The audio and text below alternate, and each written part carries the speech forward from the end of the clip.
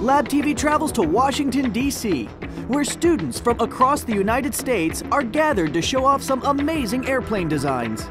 We're at Real World Design Challenge, and we had to build an airplane, like design our own new airplane.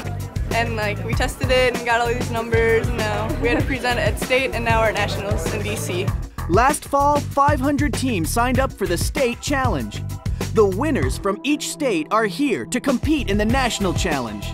It's just really taking on challenges that you would never expect to find in high school. Something that you never really get to do in class. It's just way different from anything I've ever seen. With RWDC, high school students get to tackle a real-world engineering problem. This year, they had to design a stable, fuel-efficient airplane. The challenge was to design this part of the plane and the tail section to have the best fuel-efficient plane. You had to balance lift and weight, drag and thrust, because the plane was traveling at 37,000 feet at 400 knots. For any aircraft, lift works opposite to weight, and thrust works opposite to drag. To design a plane that flies level and straight, the students had to learn a lot about these four forces. Okay, we had to balance lift and weight and thrust and drag. Your lift is caused by your wing or airfoil, and it actually is what causes you to lift up. Weight, or the gravitational pull on the airplane. That's the force that the wings have to counteract to make the plane fly. Thrust is the force that the engines create. Thrust is what makes the plane go forward. Drag brings the airplane back. Drag is the force of the air pushing against the airplane. Students use professional tools like Pro Engineer and Flow EFD to create, refine, and test their designs. Yeah, we get to use software that they use in the real world. I mainly worked in Pro Engineer to design the tail and wings. We use Pro E, we use Ghost Gum, GS View. And we got to use a virtual wind tunnel, as well as just online collaboration software to keep in touch with our team. And teams get online help from professional scientists and engineers, so schools as far away as Alaska can connect and participate.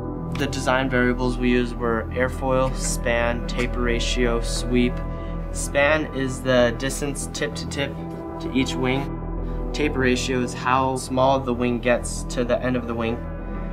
Sweep is the angle the wing is at. If we had a larger sweep, it'd be down more. Some students just start with drawing. Then, to analyze their designs, they look at geometric shapes, and that builds math skills. This is our T-tail, and as you can see, our tailplane surfaces, which are right here and right here, are kept out of the way of the wing and the rear fuselage, so it allows a smoother flow and a really good glide ratio. The top 3 teams present their findings at the National Air and Space Museum. We also tested the taper ratio, mostly done in the analysis program.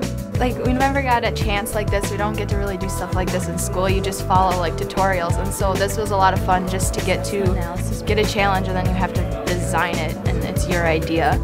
We then combined the wing and tail and started to optimize the plane as a system. Normally engineers will just work on, let's just concentrate on building a wing.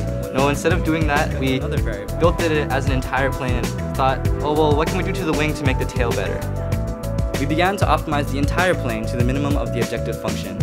Good evening, ladies and gentlemen, and welcome. With RWDC, students can solve real-world problems. An effective design process is very important. So could these planes really fly? Yeah. It would fly, but I'm not sure how well it would perform. If you gave us another month or two to finish it, it would.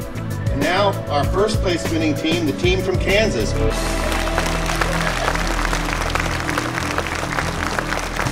To find out more about engineering, airplanes, and real-world design challenge, check out labtvonline.org.